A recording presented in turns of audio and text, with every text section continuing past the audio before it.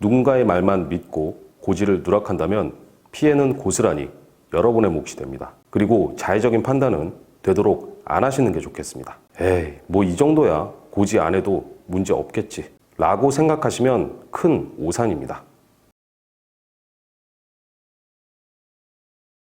반갑습니다. 심플한 보험 지팀장입니다.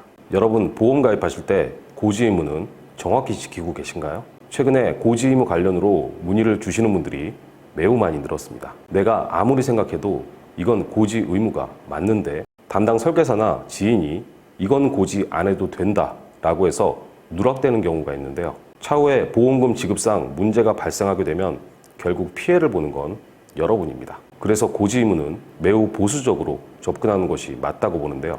오늘 시간은 여러분이 가장 혼동되실 만한 필수 내용인 보험 고지 의무에 대해서 심플하게 안내 드리겠습니다. 구독, 좋아요, 알람 설정은 저에게 큰 힘이 됩니다. 영상 시청 전에 한 번씩만 부탁드리겠습니다. 일반적인 보장성 보험의 병력 고지 의무는 총 5가지인데요.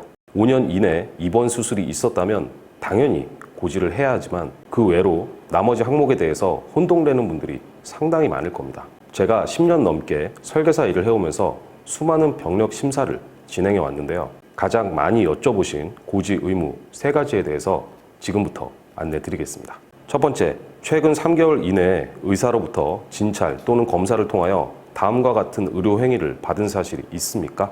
치료나 입원, 수술, 투약 등은 당연히 고지해야 하는데요. 문제는 확정 진단과 의심 소견입니다. 건강검진을 포함한 검진인데 이게 보건소도 해당되냐고 여쭤보시는 분들이 있는데요. 당연히 보건소도 해당됩니다. 이런 의료기관에서 진단이나 소견을 받았다면 반드시 고지를 해야 한다는 거죠. 가령 속이 쓰려서 병원에 가서 검사를 받았는데 경미한 위험 소견이 있었다. 그런데 치료는 전혀 없었다. 그래도 소견이기 때문에 고지는 해야 한다는 겁니다. 3개월 이내에 내가 어디가 안 좋아서 검사를 받았는데 아무 소견도 안 나오면 다행이지만 조금의 소견이라도 있었다면 3개월 후에 가입하는 것이 유리하다는 것만 기억하시면 되겠습니다. 두 번째, 최근 1년 이내에 의사로부터 진찰 또는 검사를 통하여 추가 검사, 재검사를 받은 사실이 있습니까? 이 고지 의무 관련 특히 여성에서 문의가 많았습니다. 갑상선 결절, 난소 낭종, 자궁 근종, 유방 섬유선종 등이 있는데 크기가 작아서 떼어내지 않아도 된다고 했지만 주기적인 검사는 받으라고 합니다. 그럼 이 소견 하나로 추가 검사, 재검사 항목에 해당되는 거죠. 여기에 자의적인 해석이 정말 많은 게 병원에서 오라고는 했는데 바빠서 못 간 지 몇 년이 지났거나 아예 가지 않았는데 그럼 고지 의무에 해당 안 되는 거 아닌가요? 여러분이 병원에 가고 안 가고를 보는 게 아닙니다. 소견을 받았다는 것 자체가 중요한 거죠. 보험사에서는 0.1%라도 악성으로 변할 수 있는 가능성을 보는 겁니다. 어쨌든 내 몸에서 떼어낸 상태는 아니기 때문에 현증, 즉 현재 진행형이라고 판단하게 되는데요. 소견은 받았는데 병원에 가지 않았다. 이건 보험사가 알 수 없습니다. 차후에 보험금을 청구하게 되면 그때 이 건으로 문제 제기를 할 수 있다는 거죠. 세 번째, 최근 5년 이내에 의사로부터 진찰 또는 검사를 통하여 다음과 같은 의료 행위를 받은 사실이 있습니까? 수술이나 입원은 너무도 명확한 기준이기 때문에 당연히 고지를 하시겠지만 7일 이상 치료나 30일 이상 약 복용에서 많이 혼동되실 겁니다.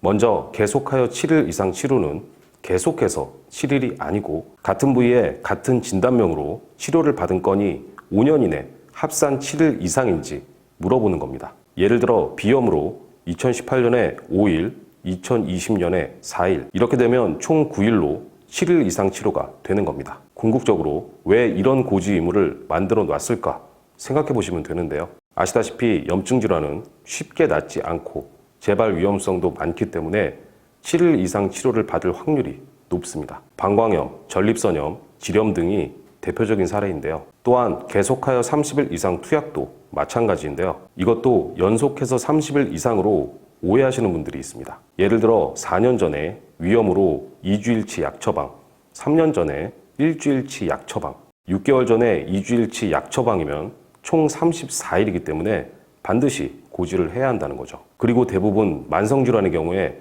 약 처방을 좀 길게 하는 편인데요. 한번 갈 때 2달에서 3달 정도 처방을 내리는 경우가 많습니다. 나는 약을 타놓고 먹지 않았으니 문제 없는 거 아니냐. 이런 게 가장 위험한 자의적 해석입니다. 여러분이 약을 드시던 안 드시건 보험사에서는 알 수가 없습니다.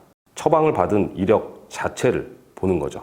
결론적으로 5년 이내 하나의 병력으로 합산 30일 이상 약 처방을 받았다면 반드시 고지를 해야 한다는 겁니다. 제가 처음에 말씀드렸다시피 여러분은 보험의 기초적인 정보를 잘 모르시기 때문에 그냥 지인이나 담당 설계사의 말에 의존할 수밖에 없다고 생각하는데요. 누군가의 말만 믿고 고지를 누락한다면 피해는 고스란히 여러분의 몫이 됩니다. 어떤 분야건 내가 어느 정도의 지식을 가지고 있다면 최소한 불합리한 상황은 피할 수 있는데요. 이런 기본적인 내용은 꼭 알고 계셔야 나중에 보험금을 청구할 때 정확하고 깔끔하게 지급받을 수 있다는 거죠.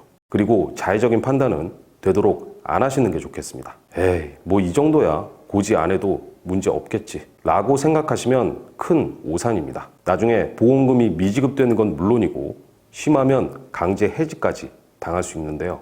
가입할 때는 아무 문제 없이 진행이 됐는데 보험금을 청구했을 때 지급을 하니 못하니 이러면 얼마나 속상할까요? 결론적으로 보험 고지 의무는 누군가의 말을 무조건 듣거나 자의적인 해석을 하기보다 내가 보험사 입장이라고 생각을 하셔서 최대한 보수적으로 진행을 하셔야 나중에 문제가 없다는 판단입니다. 오늘 영상을 보시고 궁금한 점이 있거나 보험 리모델링을 원하시는 분들은 지 팀장에게 전화나 카톡으로 언제든지 문의를 주시기 바랍니다. 자, 심플한 보험 오늘 시간 여기까지입니다. 시청해 주셔서 대단히 감사합니다. 본 광고는 손해보험 광고 심의 기준을 준수하였으며 유효기간은 심의일로부터 1년입니다.